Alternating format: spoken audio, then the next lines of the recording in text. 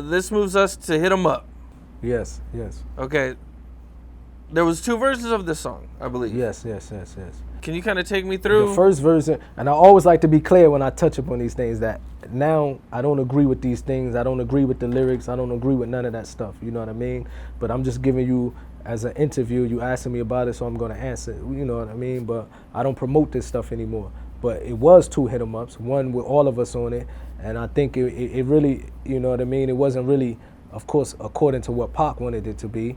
And what happened is word got back that they stole some of the beats or one of the beats from Pac, and he wanted to take their beats and redo one of their beats. You know, they was doing the song Get Money. He wanted to call it Take Money and Hit 'Em Up, and he just decided to do it. You know what I mean? It was supposed to come out on the Outlaws album.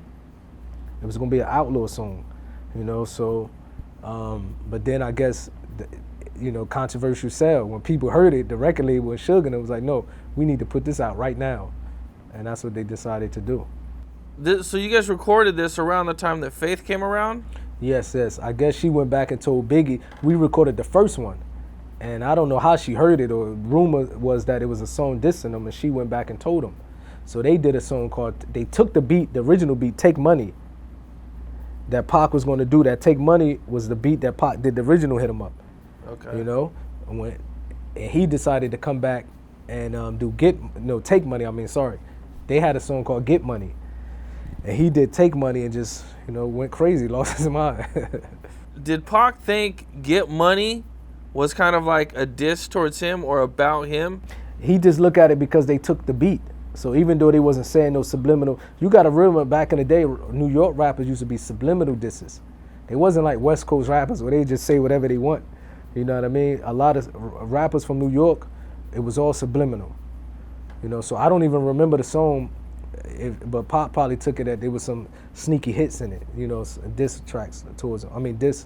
Disses towards him in the song. How did you miss out on Hit 'Em Up?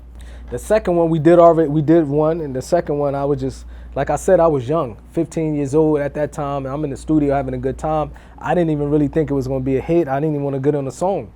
I was like, man, I don't feel like rapping today. You know, I just let it go. I was in the studio when they did it. Pac told us all to write they raps. Back then, I had a problem with drinking. You know what I mean? So I'm just drinking. I think that time I'd rather be in the studio for the Hennessy more than getting on the record. That's how crazy I was. I was a kid, you know what I mean? Yeah. What would people say when you guys had played this record for them? Like, people was like, man, like it's gonna stir up some stuff. I think they knew it was going to change the game, and it was on a whole nother level where it definitely was going to bring some problems. And I don't think we was in the mindset where we understood or cared, you know what I mean? But it definitely would have been like, you know, like people definitely was like, it's going to make some issues. I mean, I think this is easily the greatest diss record in hip-hop history, you know. Yeah, it was a crazy song. Just my kids, I don't agree with Hit 'Em Up anymore. Don't hit 'em up. Hit up the books. Stay in school. I also seen Dr. Dre wanted to be part of Hit 'Em Up. Yeah, Dr. Dre on one of the sets of one of the video sets of Pac, he said it to me. He's like, man, I heard that track. I wish y'all should let me produce it. As if he wanted me to go back and tell Pac, like, man, y'all should let me produce that track. I remember like it was yesterday. You know. What did Pac think when Dre said Pac that? was the type, because he was loyal. Johnny J did it. He wasn't gonna, because Pac was the type. Once he came to Death Row, he didn't care who produced the beat.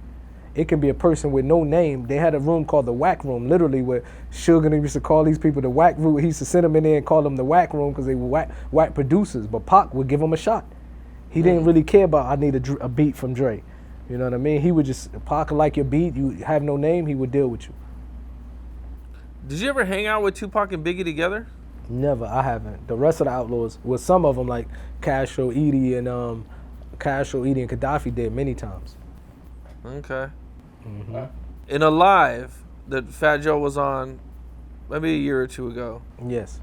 He said that him and Biggie recorded unreleased Tupac diss records. How do you think things would have went had some of these songs been released when Tupac was alive? I think it would have been some more, you know, because I know Fat Joe personally. He a real dude. I think it would have been some problems. Like, cause he would have stood up and we would have been standing up together. Like, none of us were backing down. You know what I mean? So I think it would have probably been worse than what it was if them albums would have came out. Cause then Pac would have dissed Fat Joe, and then we would have dissed, and then, you know what I mean? He was with them wild Puerto Ricans, and we also got our crazy side of us too. I think it would have probably been a lot of more deaths, a lot of bloodshed. Definitely. And you guys had no idea how big that the song was going to be at the time, or nothing like didn't. that? We had no idea that it would be stir up this much controversy, would be this big. You know, it was crazy. I remember when I heard it, man, I instantly was like, yo, this shit is dope. I loved it, you know? Yeah, it was crazy, definitely. I didn't, even in the studio, I didn't really believe how big it was going to be. That's why I never got on the song. I didn't really care, you know what I mean? How many times did Tupac perform the song? I seen him perform it. There's the one performance at the House of Blues where he's dissing Biggie. I think that might be, if I can recall, that might be the only time, if I can recall. We did a small tour around America, and like us, the Dog Pound, Snoop. I don't know if Dre was around at that particular time. After 2 shows, back then, concerts was violent. Maybe now it's going back to that. But I think after a couple people got shot, the promoters didn't want to continue. You know, like, we went on tour, a couple people got shot, and then we had to stop touring. Really? Yeah. Was this the All Eyes on Me tour? I believe so. It was one of these tours that we did, maybe 2, 3. Caution was there, Gonzo, Allah have mercy on him, and some people started shooting, and after that, it was like, that's it. You know? Is there any tour stories you can share from being out there? Just a bunch of, it was my first time, doing a tour in like a coliseum, like a football field. So I realized, because you got to understand, I didn't really understand like how big we was going. I would go back to Jersey, I would visit my hood back in the day, and nobody treated me like a star. I was going right back on the hood, right back on the block. So when I started seeing stuff like that, that's when I realized that it seemed like we becoming something, you know what I mean? Oh, okay. And see, football fields or basketball stadiums full of people singing your lyrics. Coming from the ghetto, one day I'm on the block with my brothers and us, and we trying to sell cocaine, and then next thing you know, you can't really fathom it at that particular time. Was it hard for you to kind of take in?